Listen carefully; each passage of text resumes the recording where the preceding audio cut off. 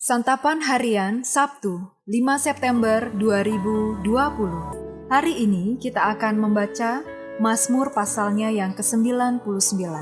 Namun sebelumnya, mari kita berdoa. Di dalam kerendahan hati, kami mohon ya Kristus, bersabdalah bagi kami saat ini.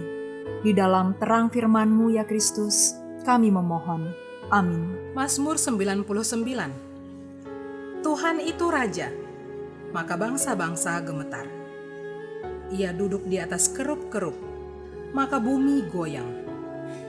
Tuhan itu maha besar di Sion, dan ia tinggi mengatasi segala bangsa. Biarlah mereka menyanyikan syukur bagi nama-Mu yang besar dan dahsyat. Kuduslah ia, Raja yang kuat, yang mencintai hukum.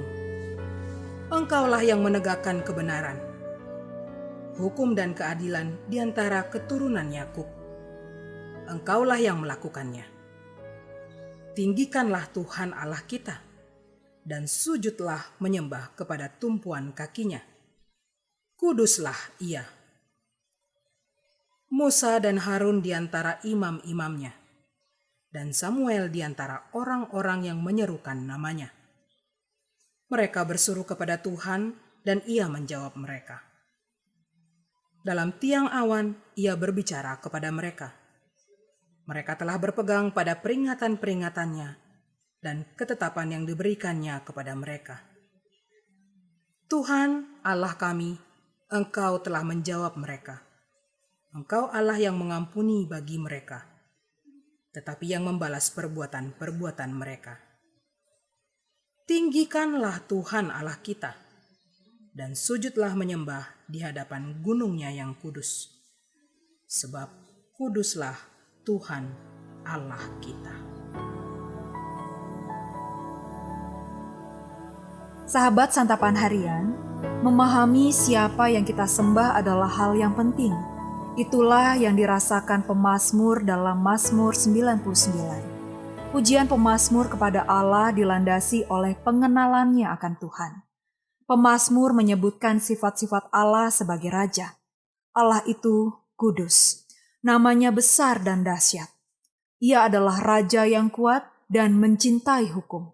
Ia menjawab seruan umatnya. Ia mengampuni dan membalas perbuatan umatnya. Semua sifat Allah yang sempurna mendorong pemazmur untuk mengajak umat Israel dalam meninggikan namanya dan sujud menyembah kepadanya. Pada akhirnya, semua seruan pemazmur bermuara kepada Allah sebagai Allah yang Maha Kudus. Sifat Allah yang kudus beberapa kali diulang oleh pemazmur dalam mazmurnya. Mazmur 99 pun ditutup dengan pernyataan Allah yang kudus. Kata kudus dalam bahasa aslinya berarti dipisahkan. Artinya Allah Israel adalah Allah yang berbeda dari ilah-ilah bangsa lain. Apa yang membedakan Allah Israel dari ilah lainnya? Kita bisa melihatnya terutama pada sifat Allah yang mengasihi umatnya, tetapi sekaligus membalas perbuatan umatnya.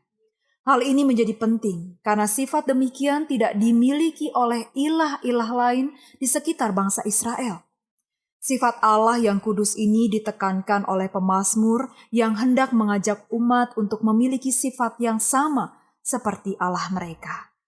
Pemazmur hendak menekankan identitas umat Allah sebagai umat yang kudus. Dengan demikian, umat Allah seharusnya memiliki kualitas yang berbeda dari bangsa lain yang ada di sekitar mereka. Sebagai umat Allah, kita diajak untuk lebih mengenal Allah yang kita sembah. Pengenalan kita akan Allah akan memperkuat iman dan menolong kita untuk hidup sebagaimana sifat dan kehendak Allah. Karena Allah itu kudus, kita pun harus hidup di dalam kekudusan. Kita harus hidup dengan cara yang berbeda dari cara hidup dunia yang tidak menghormati kekudusan Allah. Marilah kita mengenal pribadi Allah dengan lebih dekat melalui perenungan firman-Nya. Mari kita berdoa. Ajarilah kami ya Tuhan untuk hidup kudus agar sama seperti-Mu. Di dalam kekudusan-Mu ya Kristus kami bertelut. Amin.